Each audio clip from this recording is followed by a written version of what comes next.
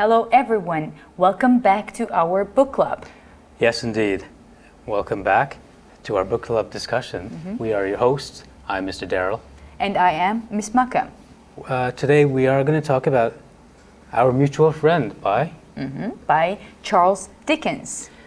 We love Dickens here. Yeah, of course, we do. I've got a bit of a quote to tell you to sort of set the stage for this book. And this was said by Lewis Carroll, the author of Alice in Wonderland. From the Wonderland, yeah, our favorite author as well. He said, one novel has been all my reading. Our Mutual Friend, one of the cleverest that Dickens has written. Yes, and there is one more quote from the book itself, which would give you a little bit clear impression what is the story about. It goes like this: "Oh, make me poor again, somebody, I beg and pray, or my heart will break if this goes on like this. Pa, dear, make me poor again and take me home. I was bad enough there, but I have been so much worse here." So I think the main character or somebody really wants to go back to the old days.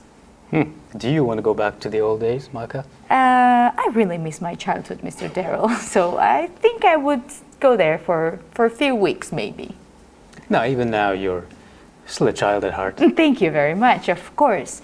But of course, before we start discussing our book, let's look at our agenda that we have. So firstly, we introduce you to the new vocabulary. Then we will tell you a few words about the author, Mr. Charles Dickens, one more time. Then, of course, we'll give you the short summary of the book. From there, we'll look at the characters. An important part of any story, the way the story moves forward, is through the characters. We'll look at the setting and then finish with some main themes. Sure. So, of course, the end of the program is giving you homework. Did you enjoy homework when you were a child? It depends. Like some homework, yeah, but some, no. That's a good answer. Let's move to the vocabulary section now. We have selected a couple of words for you, and we will open them up for you now. The first one is heiress. So the initial H is silent. Heiress, heiress. A woman who inherits or has the right of inheritance, especially a woman who has inherited or will inherit considerable wealth. The next word is unreasonable. Unreasonable, not reasonable, not rational, acting against reason, not guided by sound judgment. Next word, allegation. Allegation, an assertion made with little or no proof. And well, when you make an allegation against someone, you do this, the next word, accuse. You accuse them of something. In this, the meaning is to find fault with, to blame, or to make a formal claim of offense against someone by law. The next word is apparent. Apparent, capable of being easily perceived or understood, plain or clear. Ashkara. Our next word is foundling, an infant or a small child found abandoned, a child without a known parent or guardian. Napovni baushwi. Our next word is faithful, strict or thorough in the performance of duty, true to one's word, promise, vows, and so on. Ertkuli, loyaluri. And our last word, obtain, to obtain, to come into possession of, to get, to acquire something, sometimes by effort as well. Mireba, mopoveba. Well, now that we have these words set and clear in our heads, let's have a look at the author. Sure. Charles Dickens was an English writer, social critic as well. In his lifetime, his works were very, very popular, and he is considered a literary genius because of his characters. His characters are so real and so distinctive and so memorable that they give him his reputation. And to this day, his novels and short stories are quite popular. Yeah, so he was born in 1812 in Portsmouth, so on the southern coast of England. Charles Dickens left school, and although, despite the fact that he didn't have a formal education, he actually edited a weekly magazine journal for 20 years. And he wrote 15 novels, 5 novellas, and hundreds of short stories and non-fiction articles. Learned and performed excessively, was a really better writer than and campaigned vigorously for children's rights, education, and other social reforms. So a very accomplished writer. Exactly. He is considered the genius of his age, with the Christmas Carol, which we've talked about before. That remains popular and has inspired adaptations in many different media. So Dickens' genius was praised by different fellow writers like Lev Tolstoy to George Orwell and G.K. Chesterton for its realism, comedy, prose style, unique characterizations, and social criticism. On the other hand, Oscar Wilde, for example, criticized him for excessive, exaggerated scenes and not very realistic. He was such a master of character, in fact, that we have an adjective, Dickensian, which describes poor social conditions sometimes, or comically repulsive characters. Yes, and he died of the stroke in 1870s. And he was buried in Poets' Corner at Westminster Abbey. Thousands of mourners come to say goodbye to the writer. Okay, on that point, let's have a question for the audience. What are some of the most notable features of Dickens' style? We talked about just now, but summarize. As Mr. Daryl already said, term Dickensian is used to describe everything connected to Charles Dickens and his writings, which is characterized by poor social conditions and overly repulsive characters. Yes, indeed. Thank you very much. That's a very good answer, right? Okay, so now it is time to move to our summary part.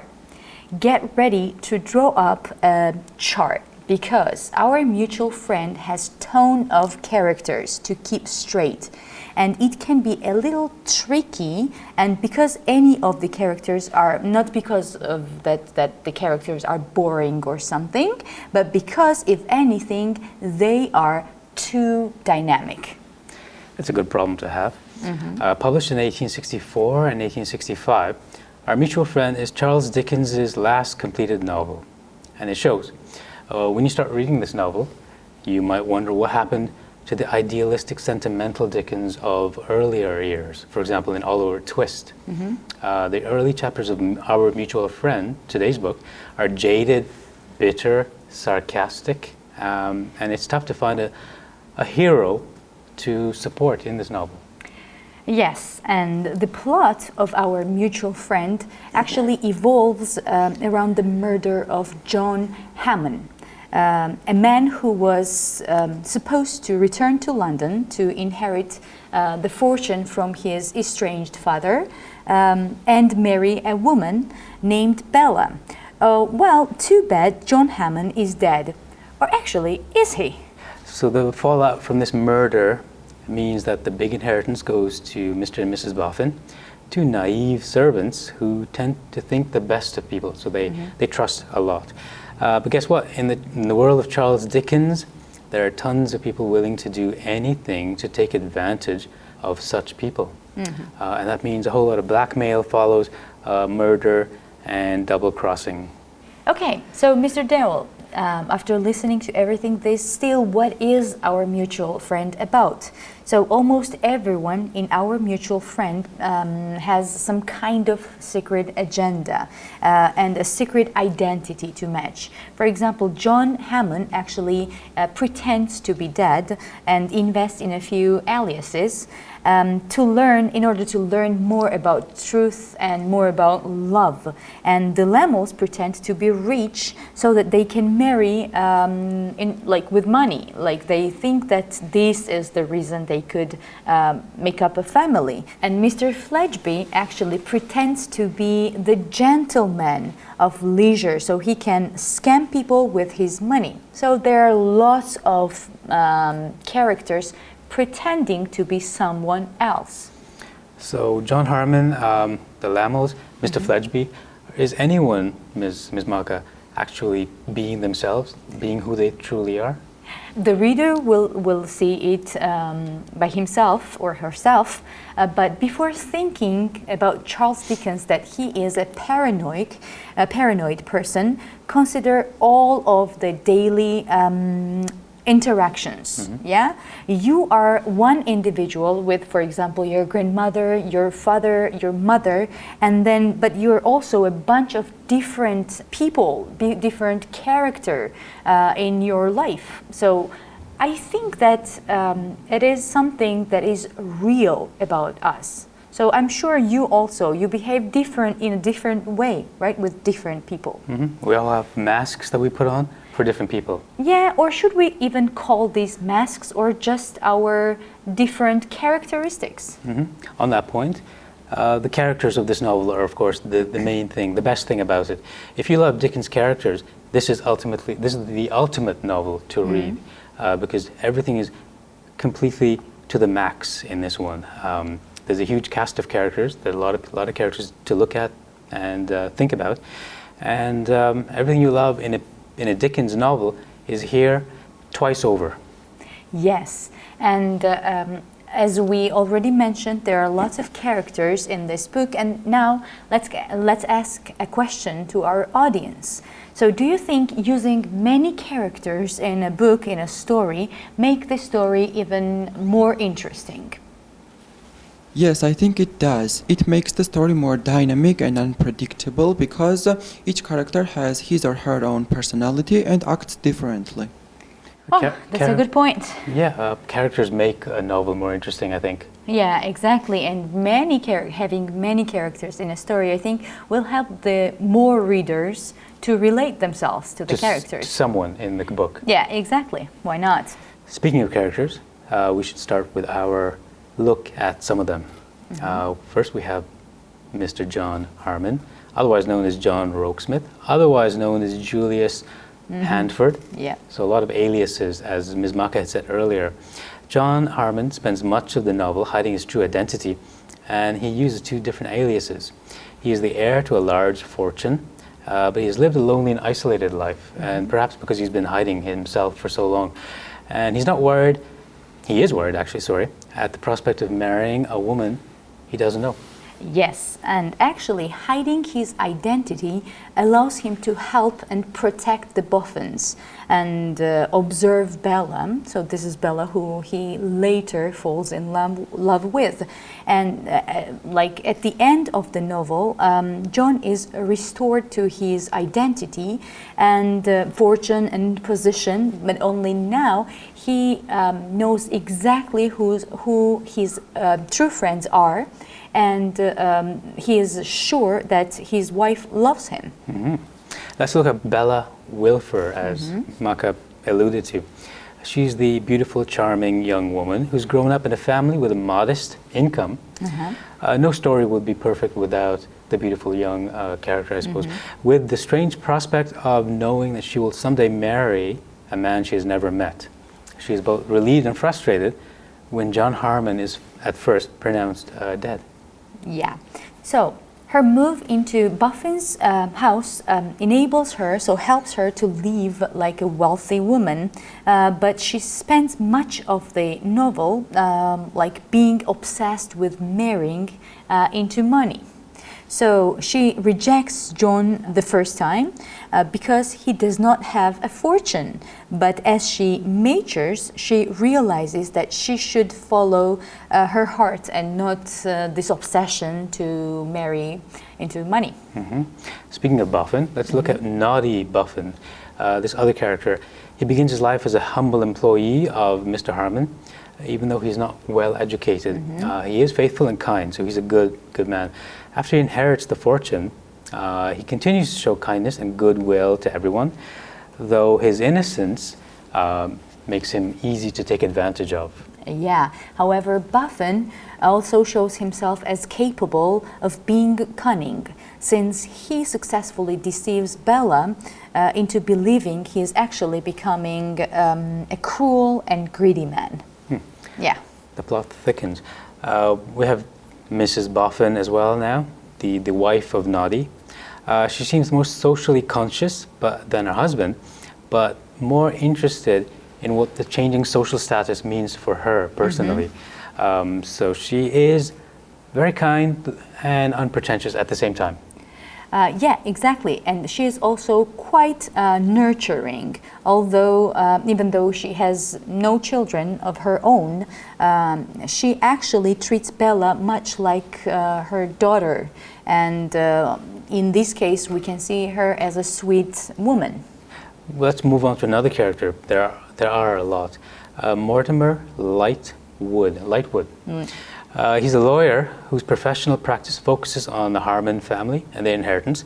His social circle intersects with many of the other characters, including Rayburn, the Veneerings, that's a good name actually, and the Buffons, which leads him to observe many of the novel's major events as a lawyer. Yes. And our next character is also a lawyer, Eugene Rayburn. So he is a close friend of Mortimer Lightwood. He falls in love with Lizzie almost as soon as he meets her, but he speaks much of the novel being indecisive and unclear about his intentions. Here also we see different types of behavior with different people. A lawyer who's a romantic, that's unusual. He can be somewhat lazy and short-sighted, as when he torments a certain character without realizing how much danger he puts himself into. And after he has a near-death experience, which means when he nearly dies but then survives, he becomes more mature and grounded, and then shows his integrity by marrying Lizzie. Yep, now I think it is time for our question. Why does John Harmon pretend to be dead? John Harmon pretends to be dead because while hiding, he can help and protect Buffins while observing Bella, since he's in love with Bella. Yeah. If I was in love with someone, I'd pretend to be dead. Exactly. Or would you like to observe someone from the other side to see whether he or she behaves this or that way? Yeah, no. I mean, so like John Harmon, there's something wrong with him, of course, to be doing that. And the interesting thing is to find out why he is like that as you read the novel. Of course. So now let's look at the setting of the story. So the when part, in 1860s of England, and in fact the adjective Dickensian refers firstly to relating to or similar to something described in a book of the 19th century English writer Charles Dickens, especially living or working conditions that are like kind of below unacceptable standard, and only secondly to writers by or in the style of Charles Dickens. So firstly the social class things and then the writer's style. Oh, very good.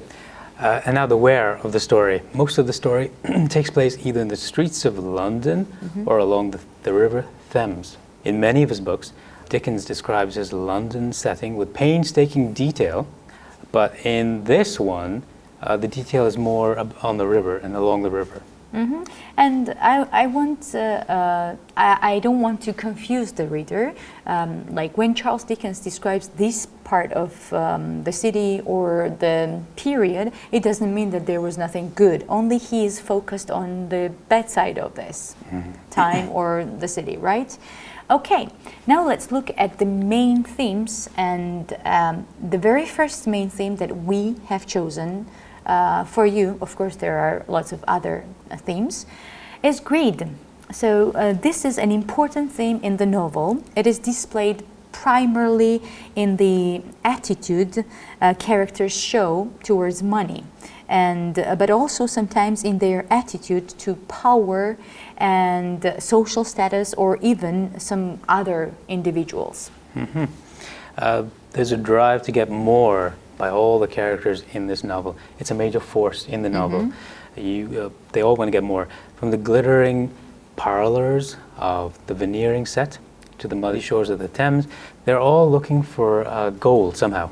Yeah, exactly. So in perhaps the most extreme example, for example, we can say Bradley is greedy when he really wants to possess Lisa as his wife and her to be only his, despite her own lack of interest. While in all these cases, greed is shown to be very toxic and corrupting force, characters such as Bella and Mrs. Lemmel also signal that it is possible to break free from being greedy. So even if you have this greed in your personality, they think that you can change it. It might be a good question to ask our audience. Exactly. So do you think it is possible to break free from being greedy? Well, I think yes, it's possible to change one's personality. I mean, if you work hard on yourself, you can always change your personality. A very hopeful message for the listeners and for the readers. Thank you very much. And yes. Very hopeful young people we have in the audience. Yeah, exactly. And I also do agree with him. Of course, if you have a very strong desire, you can change even your own personality. But you are a child at heart, so it's the same thing. Yeah, exactly. Our next theme is money. Money is the element that drives most of the plots in the novel, including the significance of the Harmon murder. Harmon's disguise of himself as a roguesmith, the tricking of Bella, the deceptions of Fledgeby and the Lammels. These are all examples of that.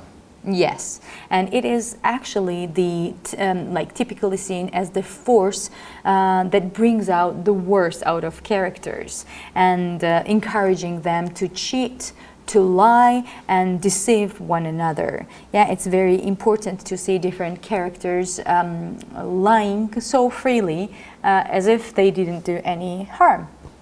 So therefore, money is better seen as an amplifying force of the novel, strengthens all of the other themes as well, rather than a corrupting one. It can be used for good, it can be used for bad, both. Yeah. And we have one last theme to talk about. Yes, and this is, I guess, marriage. The novel does portray some happy marriages, including the Boffins, Bella and John, Rayburn and Lizzie. But Dickens specifically shows different class backgrounds and social standings should not be an obstacle if both partners truly love one another. Yes, exactly. This is one part. However, many of the marriages in the novel that we see are less successful. Like the Wilfers frequently do not get along with his wife, Mrs. Wilfer, regrets her marriage actually, while the Lammels both believe that they are deceiving the other. Okay, so they are kind of living in a lie. That's how they feel, and are horrified to learn that neither of them is wealthy. And old Mr. Hammond attempts to use marriage as a kind of weapon and method to control his son. Yeah, this is how they use these marital status. So in that sense, marriage is used in the way money is used. It can be a force that amplifies good, or it can be a force to amplify bad. Depends on the person. Of course, and feelings. And the partner as how well. How they feel about marital status. Okay, good. And family. Let's ask a question and finish up this section. Do you think a person can become greedy because of his poverty status? It's really a hard question to answer, but yes, I think that poverty can really influence a personality in a negative way, and a person should always fight against those negative thoughts and not let poverty change him in a bad way. Yeah, thank you very much. And I guess that's all from the discussion part. And now it is time to wrap up everything. Of course, we started with the author himself, Mr. Charles Dickens. Then we had a look at the summary, and very quickly, it's about John Harmon's murder, the man who's supposed to return to London to a large fortune, but doesn't work quite out. Exactly. Then, of course, we showed the characters, and I would just like to remind you that this is the book with the tone of different characters. Remember, the setting is the 1860s in London. And the main themes that are very connected to each other. The very first one is greed, the second one is money and marriage. That we've shown that this, like the marriages in this book are very, very dependent on money. Let's have a look at the words now, one last time. We had faithful, heiress, to obtain, to accuse, allegation, foundling, unreasonable, and apparent. And Mr. Darrell, now I think it is time to give our homework. We want you to create a brief character study of Eugene Rayburn. What does he look like? What are his positive personality traits? What are some of his negative characteristics as well? What motivates him at this point in his life? ჩაატარეთ მცირე მოკვლევა ერთ-ერთი გმირის, იუჯინ რაიბერნის შესახებ. როგორია იგი, რა დადებით და უარყოფით თვისებებს ფლობს და რა წარმოადგენს მის мотивაციას. Great, and they should send their answers to the address you see on the screen right now. დავალებები გამოაგზავნეთ ეკრანზე მითითებულ მისამართზე. Well, that wraps up another a look at Charles Dickens, possibly our favorite writer. Yeah, exactly. I do really respect his style and his books and his vision, to be honest. I like his insight into characters. Exactly. I wonder what he'd say about the two of us. Yeah, I think he would like it. Okay, thank you very much. Thank you, the audience, for these interesting discussions and answers. And thanks to the TV audience who watch us through the magic of television. And I'm really looking forward to meeting you next week. Have a great week, and until next time, goodbye. Goodbye.